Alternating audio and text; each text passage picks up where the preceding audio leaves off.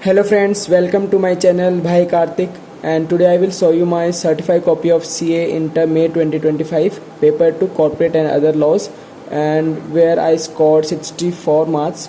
And before this I have also uploaded a video of audit, and there also I have shown my certified copy. So if you have not watched yet, after this video you can watch it.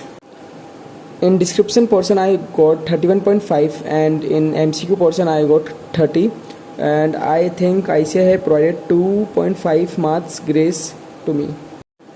मैंने start किया था second का uh, start with question which you can answer properly. तो मुझे इसमें second का ए अच्छी तरह आता था, तो फिर मैंने इसमें अटैम्प्ट किया और मुझे इसमें 5 में से 4 मिले। इसमें मेनली ज़्यादा नहीं था, इसमें ये बताना था कि कोई भी चीज़ डिपॉजिट है या नहीं है, तो इसमें ये बताना था। तो फिर मैंने सबसे पहले इसमें थोड़ा जैसे ICAI के मॉड्यूल में जो गिवन है वो मैंने लिखा इसके बारे में, और फिर उसके बाद मैंने केस समझा दिया कि ऐसा है या नहीं है। और फिर मैंने जैसे सेकेंड का बी मैं आपको दिखाता हूँ। मैंने ये इसमें अगर आपको क्वेश्चन का अगर मतलब सेक्शन याद है तो आप उसमें कोड कर देना, जैसे मैंने किया है सेक्शन 35 मैंने कोड किया है।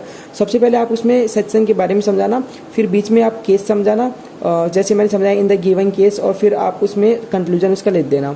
और फिर उसके बाद मैं आपको दिखाता हूँ जैसे सेकंड का सी के आंसर के ऊपर मैंने लिखा है you can write in your own words also. मतलब कि इस क्वेश्चन ये जो था सेकंड का सी, इसमें मुझे मेनली आता नहीं था क्योंकि ICAI की जो लैंग्वेज है बुक में, और ये जनरल लॉज एक्ट 1897 इसकी लैंग्वेज बहुत हार्ड है और मुझे याद ही नहीं हो रही थी। फिर भी मैंने इसमें मन से आंसर लिखा, आप मेरा आंसर पढ़ो, और इसमें बताना था कि जो male gender include female gender also. तो और इसमें मैंने मन से आंसर लिखा और फिर भी मुझे इसमें 4 में से 3 नंबर मिले। आप इसका आंसर को पढ़ के देख लेना।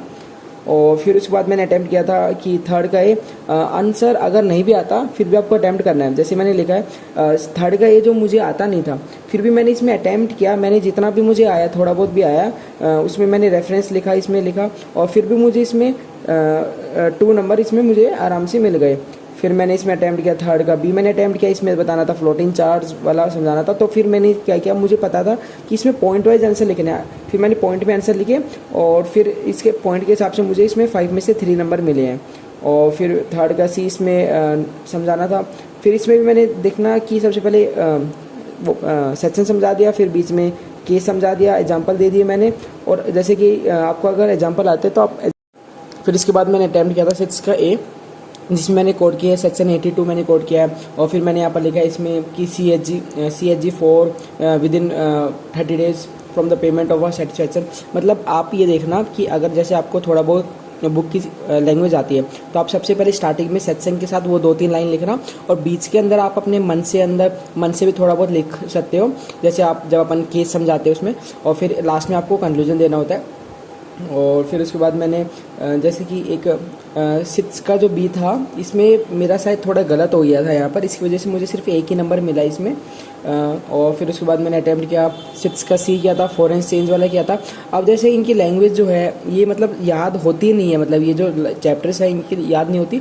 मैंने मन से लिखा था, मतलब मैंने एक बार मॉड्यूल पढ़ा हुआ था अच्छी तरह, मैंने 2-3 बार मॉड्यूल पढ़ा था, और फिर जो मुझे आया वहाँ पर दिमाग में मैंने वो लिखा है। जैसे मैंने यहाँ पर लिखा foreign change means foreign currency and includes any deposit loan amount payable in foreign currency. मतलब जितने भी मुझे पॉइंट्स वहाँ पर याद आए मैंने लिखे हैं। आप भी अगर जितने पॉइंट्स आपको याद आए उतना लिखना। जैसे इसमें मुझे मिले 5 में से इसमें मुझे सिर्फ 4 में से मुझे इसमें 2 नंबर मिले। और फिर मैंने अटैम्प्ट किया फर्स्ट का ए, ये मुझे आता नहीं था, फिर भी मैंने थोड़ा बहुत अटैम्प्ट किया और इसमें मुझे 1 नंबर मिला है। और फिर मुझे फर्स्ट का भी मैंने आता था मैंने अटैम्प्ट किया इसमें, और इसमें भी मैंने लिखा है पूरा कि इसमें जैसे इसमें पॉइंट्स में थे, तो फिर मैंने लिखा कि फर्स्ट का ये आंसर है, सेकेंड का ये, थर्ड का ये। तो आप भी मतलब जैसे अगर आपको थोड़ा बहुत आता है बुक का लैंग्वेज वो लिखना, और बीच में आप थोड़ा बहुत मन से लिख देना, मतलब खाली मत छोड़ना, आप मतलब अटैम्प्ट ज़रूर करना हर क्वेश्चन को। आपका जो मेन फोकस होना चाहिए वो सबसे पहले MCQ पे होना चाहिए।